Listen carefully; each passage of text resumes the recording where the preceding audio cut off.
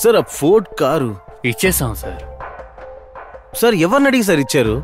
David చెప్పాడు, ఇచ్చాం. ఏమైంది సార్? ఏం లేదు సార్.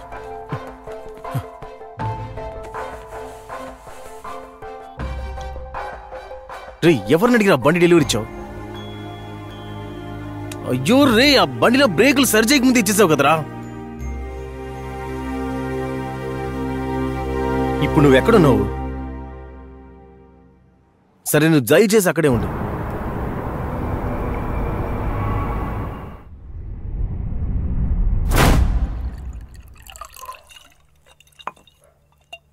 ఏంట్రా మురళి, నీ ఫ్రెండ్ ఇంకా అదే అనుకుంటున్నాడా ఏంటి? మొహం చూసావా, ఏదో దయ్యం కొట్టినట్టు. రే, నువ్వు దెయ్యం కొట్టినట్టు అంటే నాకు ఒక విషయం గుర్తొచ్చింది. ఒక కథ, నిజమైన కథ. నా ఫ్రెండు అనిత తెలుసు కదా, తన పెళ్ళికి కూడా వెళ్ళామే. గుంటూరు కదా తనా? అవును తనే. ఒకరోజు రాత్రి 2 గంటలుంటుంది, నాకు మెసేజ్ చేసింది.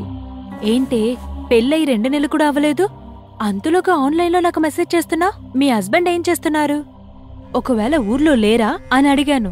దానికి తను చెప్పింది, వాడేం చేస్తున్నాడు, బాగా తాగొచ్చి పడుకుంటున్నాడని చెప్తుంది.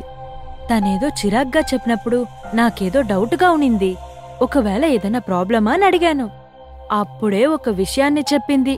తను ఆ విషయానికి పనికిరాడని చెప్పింది. అది సరే, తన మొగుడు పనికి రాకపోతే తనెందుకు నీకు నైట్ 2ంటికి ఫోన్ చేయాలి? నువ్వేంటి 11ంటి డాక్టరా? అదంతా నీకెందుకు, అమ్మాయిల మధ్యలో బోల్డ్ ఉంటాయి. కథ మంచిగా వెళ్తుంది కదా. హే చెప్పు చెప్పు. చూసావా ఎంత ఎగ్జైటెడ్ గా ఉన్నాడో? రే, కథని వినండి. సరే ఓకే, మనల్ని మదించి ఈ విషయం గురించి అడిగిందని నాకు తెలిసిన ఒక 1000 విషయాల్లో ఒక 4 విషయాలు చెప్పాను. కానీ ఏది వర్కౌట్ అవ్వలేదు. తర్వాత కొన్ని రోజుల తర్వాత తనకి కాల్ చేశాను. ఇప్పుడంతా తను చాలా స్పీడ్గా ఉన్నారని తను నాకు చెప్పింది. కానీ అలాంటి టైంలో ఏదో వ్యత్యాసంగా, వింతగా బిహేవ్ చేస్తున్నట్టు చెప్పింది. అలాంటి టైంలో విచిత్రంగా ఉంటే అమ్మాయిలకి బాగా నచ్చుతుంది. నేను అలాగే అనుకున్నాను. ఇదే నేను తన్ను అడిగాను. కానీ అక్కడ జరిగిన విషయమే వేరు. వాళ్ళ హస్బెండ్ వాళ్ళ ఫ్రెండు లాస్ట్ మంత్ ఒక యాక్సిడెంట్లో చనిపోయారంట. దాని తర్వాతే తను ఇలా అంతా బిహేవ్ చేస్తున్నాడని తను చెప్పింది. అలాంటే? అవును, పెళ్లికి 2 రోజుల ముందే తను యాక్సిడెంట్లో చనిపోయారంట. చనిపోయిన తర్వాత ఆయన ఆశని తన ఫ్రెండ్ ఒంట్లో దూరి తన ఆశని పూర్తి చేసుకున్నారు. అదంతా సర్లే, కానీ ఏదైనా ఫ్రెండ్ వైఫ్ కదా. రే, చనిపోయిన తర్వాత అది ఎవరైనా దెయ్యం, భూతం, ఆత్మ అలాంటివి అంతేరా. ఈ మోయ బాబాయ్, మన ఫ్రెండు, కొలీగు, అలాంటివి ఏ రిలేషను లేదు. అర్థమైందా? అదేలాగా?